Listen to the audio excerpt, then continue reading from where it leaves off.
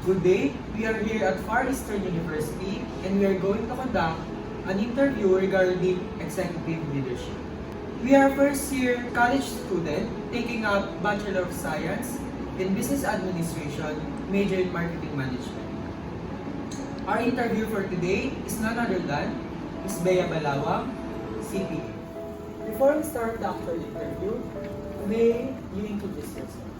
Okay, my name is Bea Josefina Balawang. I am a former audit in charge of DNA Grant Thornton. It's one of the leading audit firm in the Philippines. So as an audit in charge, it is equivalent to supervisory level. So I handle the associates, those who are newly CPA passers. What does leadership mean to you? For me, leadership means I create another leader, someone who will succeed to you. In my case, I'm training my associates to be the future audit in charge. Moving on to the next question, describe the key actions and behaviors of the person that you've experienced as your best leader. You mean someone na naging leader ko? Ganun, okay. So, for me, the best leader that I have is someone who's just like my mentor. Yeah. They keep on giving advices on what to do with my career. For sure, someone who's have a mentorship style. Moving on to the next question, are leaders born or made? For me, they are made. No matter, for example, if you were born to be, how can you say that you were born if you don't have enough experience, diba? So for me, they are made. You need to have an experience of someone being led, and at the same time will come you be the leader.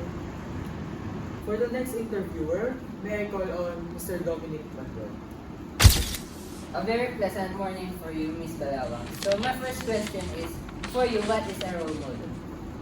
Role model. For me, when you see role model, it means someone you can look up to. Yeah. So next is the following question is, in what ways are role models important for leaders? So the leaders, they have a role model, parang like that. Yeah. So parang yung nilook up ng mga leader before pa sila Yung leader. Okay. For me, of course, if you have someone you can look up to or a role model, the tendency, kumbaga sila yung may best influence sa'yo eh. So, for example, if you look up to someone who is good in leading people, then may malaking chance na ganun din yung magiging way mo sa pag-lead ng tao mo, nakukuha. Kasi kumbaga parang kung sino yung nilook up mo, naturally, makukuha mo kasi yung style mo. So, the next question is, do you have someone that you look up to, or you can say has been your role model through your life? Yes, of course. When I was in college, I looked up to some of my professor here in MDU. I believe they are one of the people that I look up to right now that I'm teaching. Can you tell some of their characters? I think the most important characteristic that they have is because they are very strict. Yeah. In a good way lang. It means they let you parang what you call this? They let you commit mistakes so you will learn from it. So my last question is, what have you learned from them?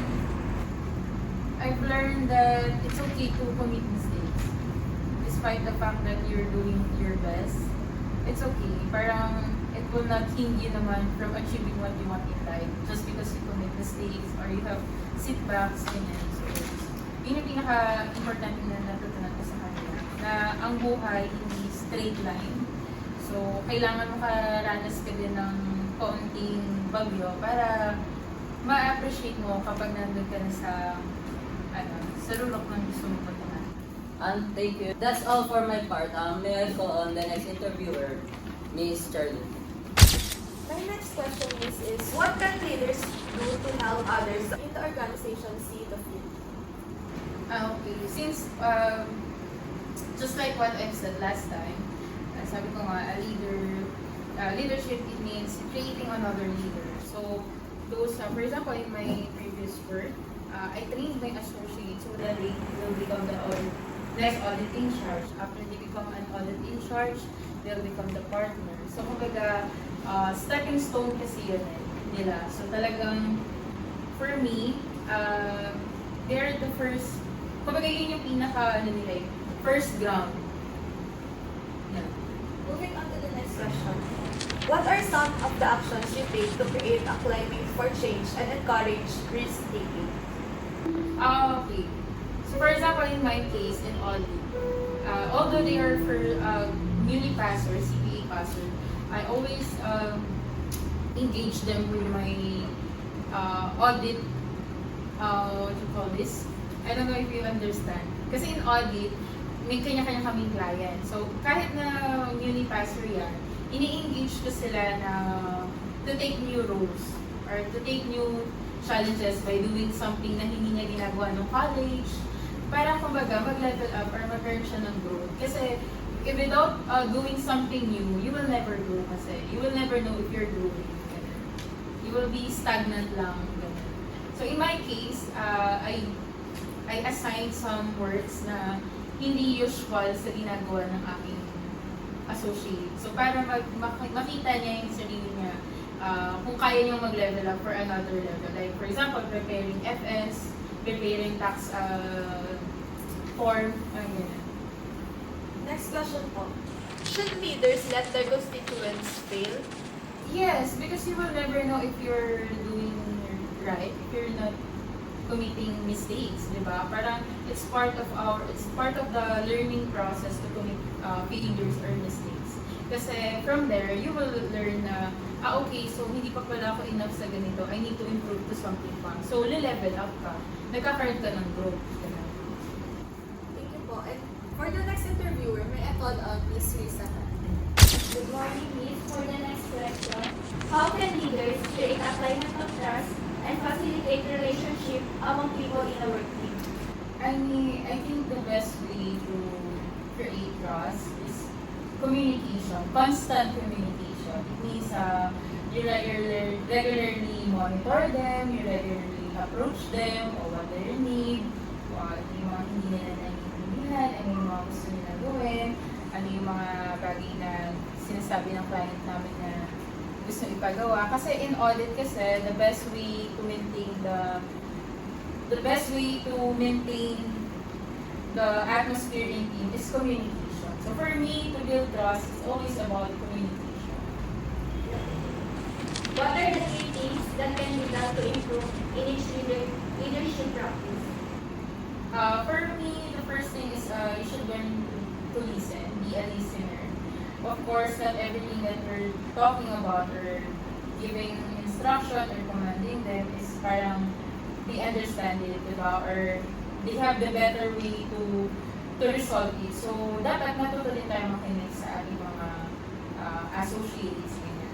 And another, walk the talk. It means, for example, if we ask our associates to do like something like this or a simple instruction na, don't be late, ganyan. So, dapat be a role model din na ikaw, hindi ka din nalilate. Or if you're nalilate ka, you know na dapat sumusunod ka din sa punishment. Ganyan. And I think last thing is, coaching talaga, for me, coaching. It means, dapat hindi mo lang siya kinakamusta related sa work mo. Dapat kinakamusta mo rin siya regarding sa feel niya for the day. I mean, masaya ba siya sa work niya? Kamusta naman yung araw niya? Kasi, at the end of the day, we're human. Hindi naman gumagalaw ang ating buhay sa isang aspeto lang.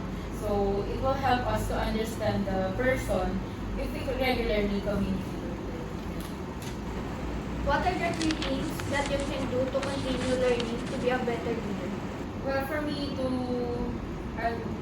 I think what I have said last time, like the listener, walk the talk, and the coaching team, I think the three things will help you to understand and yung mga gusto mong i-improve as a leader. Kasi if you have a constant communication with your associate, you will know ano din yung mga bagay na gusto mong i-improve sa sarili mo na hindi mo na mamalaya na hindi pala effective sa kanila. Tell me about a time you struggled with manage to solve the problem? Okay. For me, in my case, sa work kasi namin, audit kasi yung work namin. So, there's a determined time na talagang we don't have work-life balance. Like from January to April. Ayun. So, for me, the best way to achieve that work-life balance is to make prioritize talaga. I mean, for example, in a day, what will you do? So, for the next 4 hours, you will do your work. And the other one, you will do something like this. Another 4 hours, kasi syempre you have a break. And then before you go home, at least 1 to 30 minutes of 30 minutes to 1 hour na exercise. So it will help you to burn out your stress, ganyan. Kasi to achieve the work-life balance, especially in the Philippines, parang mahirap for the commute, ganyan. So yun lang. For me, dapat take priority lang. Moving on to the next question. May I call Mr. Brian Manning? My first question is, how do you monitor the performance of individual team members? In what specific ways do you motivate them? Okay, so to monitor them, I regularly communicate with them. For example, I'll give them the task of doing this work paper. I'll give them the deadline, and then I'll ask them if they can meet the deadline, so that kumbaga parang I have an confirmation from them na kaya nila itong gawin sa ganitong timeline. So parang meron kami what you call this, parang agreement or hindi, ang tawag doon, yung parang meron kayong negotiation, ganun. So that they can meet their deadline as well as ako din, mag-meet ko yung deadline na kailangan namin for the team. And then,